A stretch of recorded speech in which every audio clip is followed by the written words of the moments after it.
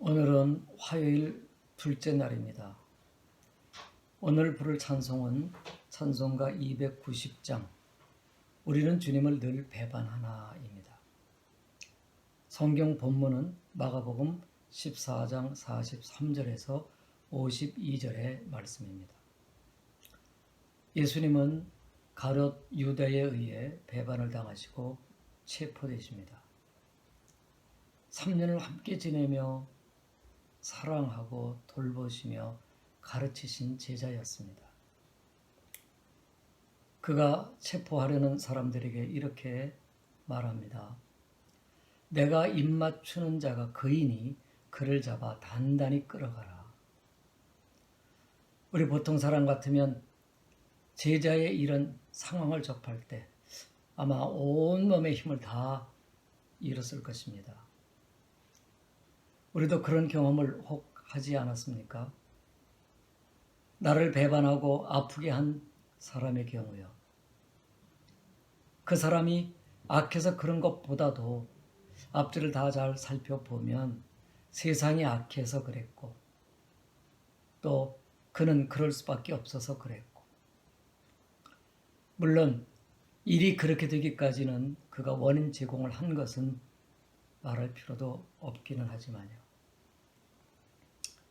우리가 상대하는 사람들은 처음부터 우리가 의지할 사람들이 아니고 애초부터 불쌍히 여겨야 할 사람들이었습니다. 아무튼 마음이 아프죠. 그러나 그 마음을 그대로 묻어둘 수는 없습니다. 오직 한 가지뿐입니다. 주님의 사랑으로 씻어내고 주님의 손길로 감싸움을 받고 또 은혜로 오히려 강인해져야 되겠습니다. 주님은 유다가 그렇게 주님을 배반하고 팔 것을 먼저 아셨습니다. 그래서 너희 중에 한 사람이 나를 팔리라. 또 나와 함께 그릇에 손을 넣는 그가 바로 그 사람이라 말씀하셨습니다. 말씀하시는 주님은 그 마음에 어떠한 분도 없으셨고 또 그렇게 담담하셨습니다. 아마도 주님은 아담으로부터 우리 인류에게 그렇게 배반을 당하오셨고 아픈 마음을 다 겪으셨기 때문인 모양입니다. 자신의 형상대로 영원히 사랑하고 싶었고 그래서 아들, 딸이었던 그들이 아버지를 불신하게 한 원수 그의 말을 듣고 그를 따라가서 하나님 아버지의 원수처럼 살아왔던 그들로 인해서 하나님은 얼마나 많은 절망을 거듭하셨겠습니까? 하나님은 한 선지자를 통해서 남편을 배반한 아내의 그 무심함으로 묘사하시면서 자신의 아픔을 표현하기도 했습니다. 또 주님은 은택을 입었던 종들이 포도원의 주인을 몰아내려고 아들을 죽인 농부로 이스라엘을 묘사하시면서 하나님께서 당하신 고통을 드러내기도 하셨습니다.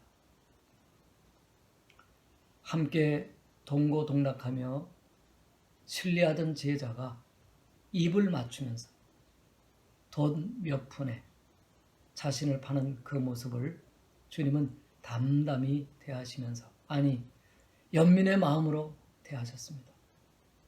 그래서 그렇게 말씀하셨죠. 나지 않았으면 좋을 뻔하였도다. 이 상황에서 그의 제자 한 사람은 그래도 주님에 대한 충정을 보입니다. 칼을 빼서 악당 하나를 죽이려는 듯 하였습니다. 그러나 그의 두려움에 손이 떨려 잡으려고 온 그 제사장의 종을 칼로 내리쳤지만 그만 빗나가서 종의 귀만 자르고 말았습니다. 정말 변변하지 못합니다. 오히려 그의 연약함과 못남만 더 드러냈을 뿐입니다. 그런데 웬일입니까? 주님은 그 종의 귀를 주어서 그들이 보는 데서 그 사람의 귀를 붙여서 낫게 했습니다. 이것까지 참으라 하시면서, 그리고 칼을 잡는 자는 칼로 망하느니라 하셨습니다. 이 모습을 보는 그 체포하려던 사람들은 놀라워하고 있는데, 기회가 엿보이자 제자들은 그 상황에서 예수님을 다 버리고 도망하였습니다. 분명 성경은 연거푸 제자들의 배약과 허약과 비겁함을 드러내려고 하는 듯합니다. 거기에 한 청년까지 묘사하므로 이 사실이 명확해 보입니다. 한 청년이 벗은 몸에 배 혼니부를 두르고 예수를 따라가다가 무리에게 잡힘에 배 혼니부를 버리고 벗은 몸으로 도망하니라 하였습니다. 아마 그 어린 청년은 후에 이 복음서를 기록한 마가였다고 보여집니다. 제자들의 모습은 한결같이 너무나도 부끄럽습니다. 제자는 스승을 닮는 법인데, 그 스승은 처음 제자들을 선택할 때부터 실패했던 모양입니다. 그분은 사람을 볼 줄 모르시는 분이었는지도 모릅니다. 그렇다면 우리 기독교의 그 1세대 제자들의 그 면모가 다 그런 것 아닌가 하는 생각까지 듭니다. 그 면을 생각하면 자존심이 상하죠. 그러나 그들을 생각하다 불현듯 나 자신의 모습을 생각해보게 됩니다. 나도 큰일을 당해보지 못해서 그렇지, 말 그대로 순교의 상황을 맞이하면 나는 어떻게 할까? 화형, 몸에 가죽이 녹아내리는 그 화형, 목베임을 당하면 죽는 것도 죽는 것이지만 그 두려움에 몸인들 가눌 수가 있을까? 상상할 수 없는 고통과 두려움, 이런 박해는 차치하고라도 작은 것에, 보잘것없는 것들에 주님을 배반하는 내가 아닌가. 가롯 유다를 보면서 남에게 인정과 작은 명예를 얻고 싶어 주님을 잘 포장하여 상품으로 파는 나는 아닌가.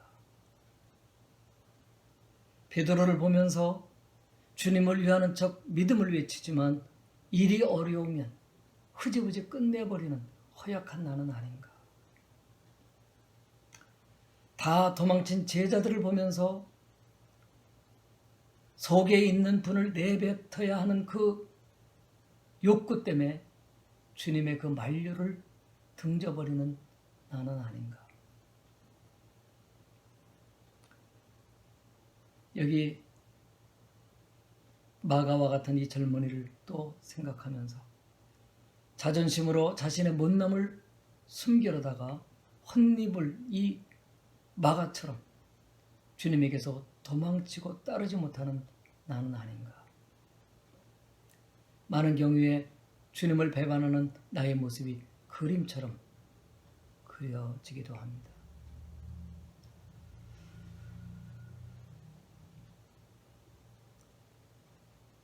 나 자신은 그렇게 해도 주님은 변함없이 묵묵히 십자가를 향해서 등진 우리를 뒤로 하시고 나아가십니다.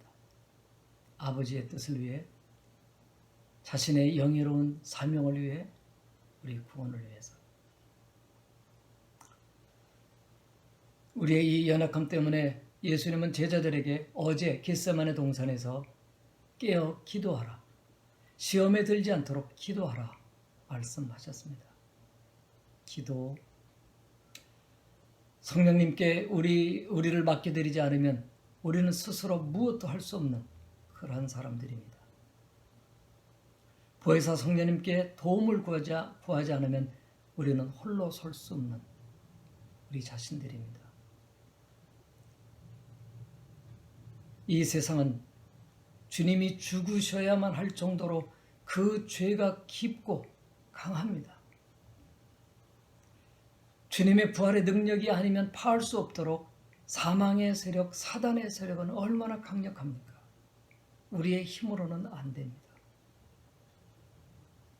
그래서 하늘과 땅의 권세를 소유하신 주님의 이름으로 역사하시는 성령님의 도움이 없이는 하늘의 일은 안 됩니다. 이를 위해 우리 할 수 있는 일은 겸손히 그리고 강력히 기도하는 일이라 생각이 됩니다. 기도의 사람들이 돼서 주님의 뒤를 따라가는 제자가 우리 제자의 삶이 계속되어지기를 주님의 이름으로 축원드립니다.